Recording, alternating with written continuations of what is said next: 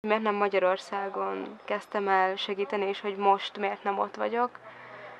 Ez a kérdés, ez nyilván bennem van, ezt én is feltettem magamnak, és egyrészt az első, hogy kalandvágy is van bennem, tehát fiatal vagyok, és bennem van az is, hogy most kell menni, és most kell sokat tapasztalni.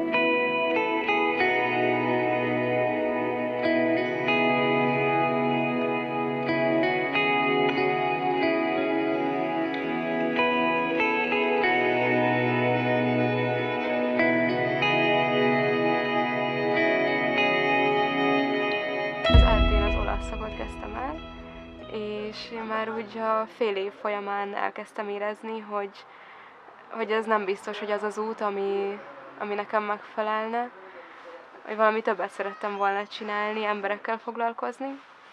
És az elején még nagyon spontán ötlet volt, hogy hát akkor önkéntes munkát vállalok a nyáron, és kipróbálom, hogy én ezt tényleg tudnám csinálni, hogy képes vagyok rá.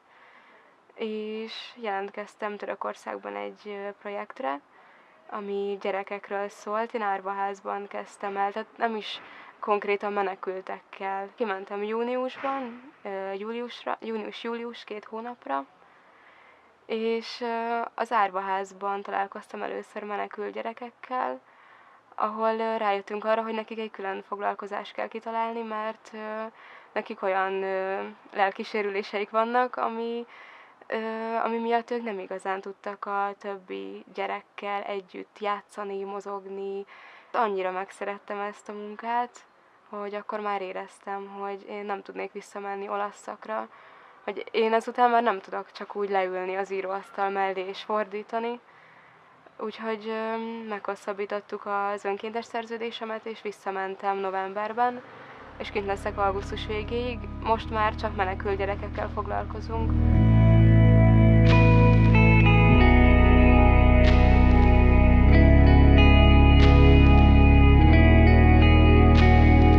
Elkezdtünk kapcsolatba lépni egy arab központtal, ami információt ad menekülteknek, és ők adtak nekünk tantermet, ahol a gyerekekkel az elején még csak játszottunk, énekeltünk, most már tanítjuk is őket. És most már 20 gyerekünk van. Elkezdtünk megismerni a családokat is, kétféleképpen. Az egyik, hogy volt pár gyerek, aki meghívott minket magához, hogy menjünk el és ígyunk egy kávét, mert nagyon kíváncsiak ránk, hogy kik azok a külföldi önkéntesek, akik a gyerekeikkel elkezdtek így foglalkozni. Nekik több segítség is kell, mert eléggé rossz körülmények közt laknak, és elhatároztuk, hogy elkezdünk nekik gyűjteni ruhát, higiéniai szereket, ilyesmiket. Így jutottunk el nagyon sok családhoz. A családoknak a 95%-a nem beszél törökül, és például nagyon sok család van, ahol a gyerekeket küldték dolgozni. Például most próbáljuk megoldani azt a problémát, hogy van 3 fiú, ők testvérek, akik közül a legidősebb 12 éves fiú dolgozik. Ő egy étteremnél krumplit pucol, és ő tartja el az egész családot, és ő nem is tud járni a mi foglalkozásainkra sem. 12 éves, és nem tud írni, meg számolni, és nagyon sok család van ilyen helyzetben, hogy hogy a szülők nem kaptak munkát, és akkor a gyerekeket küldik el dolgozni.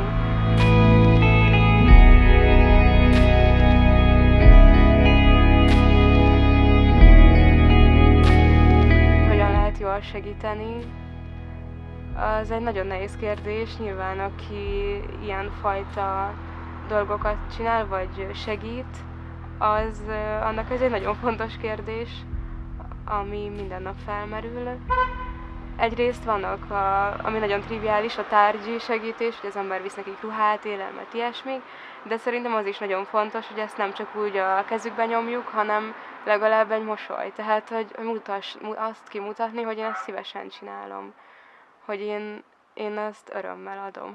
Az, hogy most kint vagyok, az nem jelenti azt, hogy nemet mondok, vagy elutasítom azt, ami otthon történik, mert ez nem így van.